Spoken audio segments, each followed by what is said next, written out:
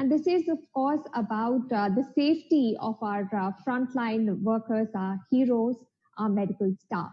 Now, the good thing is that the government has now passed an ordinance making this a punishable offense. Should you hurt a doctor or a nurse at the line of duty, you could face, penalties, even jail term. Now, let me start with you, Dr. Danda. Uh, what do you feel? Why have we come here? Why does a law need to be passed? And just because there's a law, will we not have any violence?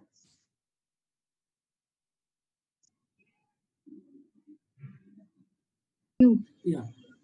So, if you permit me, before I go into the physical assaults on the doctors issue, I would like to broadly outline the challenges and hazards which doctors every day, day in, day out, come across, and what are the root causes for that. Only if you do that, we can address this. So please permit me to speak. Yes, sir. Please tell us. Yes. So I must tell you one thing. In 1980s, India has passed laws which has made health as a purchasable commodity. When we are medical students, we read in community medicine very clearly, boldly underlined statement: health is not a purchasable commodity. Health is a basic human right. So moment you have done that, you have done the damage, because it is like buying sugar or buying gold, buying health. So this gives opportunity for the divide between the rich and the poor. And that is the root cause of today's all the troubles. I will enlist you all the common causes, common hazards which we come across every day in medical practice. Before the physical assaults, there are many other hazards we come across. The most important of all is the biological hazards. Even now, even with PPEs, a lot of doctors are getting infected, and more than 50 doctors have already died. But it is not only the COVID, even with HIV, even TB, there are doctors who got infected and died. Even today, doctors get TB and die.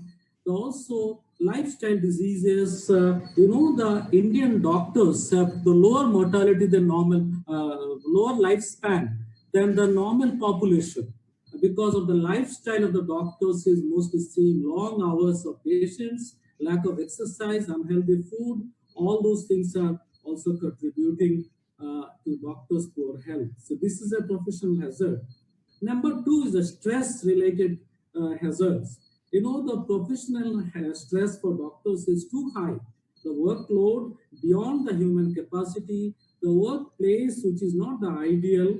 Sometimes the pressure from the political or the VIPs, if you have a rich patient or a well-off or a highly connected patient, it takes your attention to that patient and affects the care of other patients, and that's a stress to the doctors. Also, you have the peer-related pressures. Sometimes there's a professional jealousy and other things. Social pressures, the doctors are expected much more than human beings can do. The academic pressure, those in the academic world, they are under pressure for publication. There's a word called publish or perish. If you don't publish, if you perish, and that leads to a lot of pressure. Family hazards. The most doctors in India are able to spend very little quality time with their family members. Many doctors' children are not able to do well because the parents have not paid enough attention to their children, and their families are also broken. There are a lot of divorces among doctors, especially those who work day in, day out in the operation theaters or fully dedicated to hospitals and don't have time for their families. There is also, you have legal harassment. The moment the rules came, doctors can be easily framed into a criminal charge. What is a criminal charge is basically when you deliberately attack or kill someone. Suppose a doctor takes an injection and says, I'm going to kill you, Anisha, I'm injecting you a lethal injection. That is criminal charge. But if there is a medical error or if there is a side effect of medicine, that should not charge a doctor with criminal charges like thieves and dacoits. And that is a terrible thing which has happened to Indian healthcare system. And then comes the worst things, the physical assaults. You will notice for the last 15 years, there have been so high risk of physical assaults. I had heard from a legal expert from Mumbai in a meeting. He has said there's a 1 in 10 doctor has a chance of getting either criminally charged or physically assaulted. So these are the things which has happened. Why is it happening? What are the causes? Unless we address this, we cannot sort this. The first, it needs a detailed investigation by independent bodies. But I have some thoughts about it. The one is, I must say always, it is professional jealousy. Often, it is the doctors who go against the doctors. And that is a very unfortunate part because of some disagreement, some prestige issues. So when I was in Australia for 3 years, my boss said always, look at the first page of the patient's record. Is he belonging to a doctor's family or doctor's relative, or is he related to a lawyer? First, see those things before you start addressing the patient.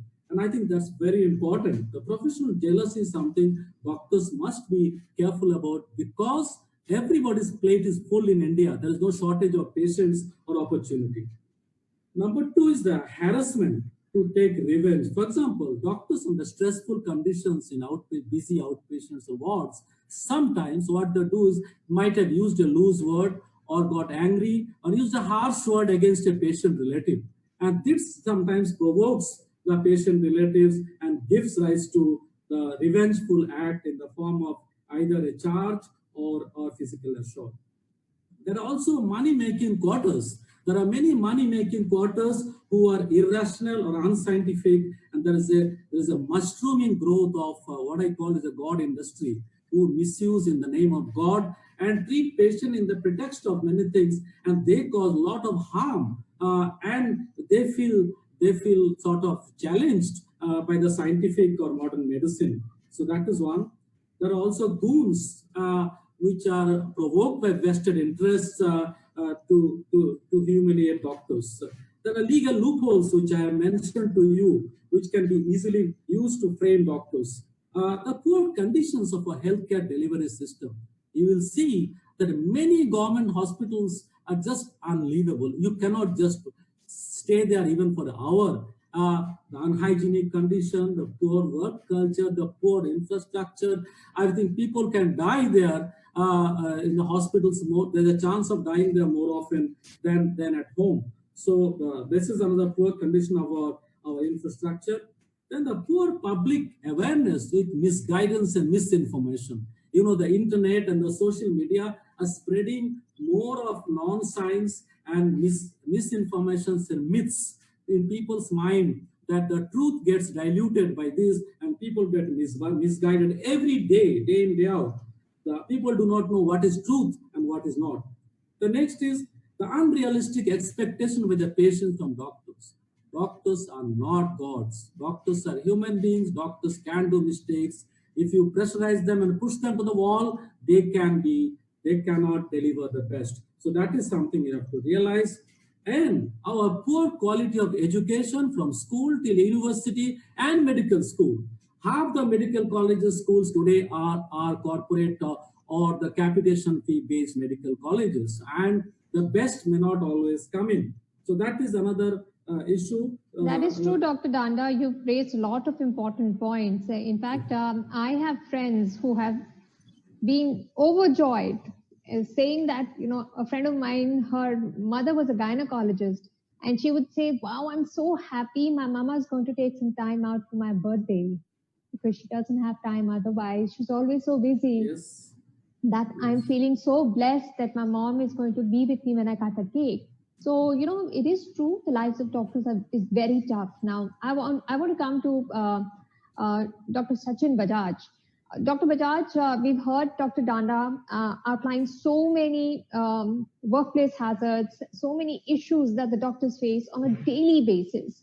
Now, after hearing him, I just wonder, why would anyone want to be a doctor? In older days, people used to say it's noble. There's nothing more noble than being a doctor. People used to say, after God, there is doctor on earth. But things are changing so fast. And what do you think goes in the minds of youngsters when they think about the medical profession? Is it now seen as a lucrative, profession, so people want to get in, or people still look at it as a noble profession where people can do good for the society? And what is the real reality actually? Thank you, Nisha, for raising this. It's a very important point. So, see, you cannot get into the profession of medicines just looking it as a profession. There has to be something else in your mind when you're getting into this profession. And I tell anybody who's aspiring to become a doctor this exact same thing. That if you're looking to get into this profession for the money or for career security, something like that, you should definitely not think of getting into this profession unless and until you are willing to put in long, hard days without much reward. You're willing to put in many, many years of effort. And of course, if you are successful, if you are good at your profession, money will automatically follow. And we should not grudge these doctors that the doctors who work long, hard hours. It takes 15, 20 years to really achieve super specialist perfection that doctors like Ganda have. You need to work very, very hard for your degrees, your basic degrees, then your specialty, then your super specialty, then you do your senior residency, then you do your lecturership.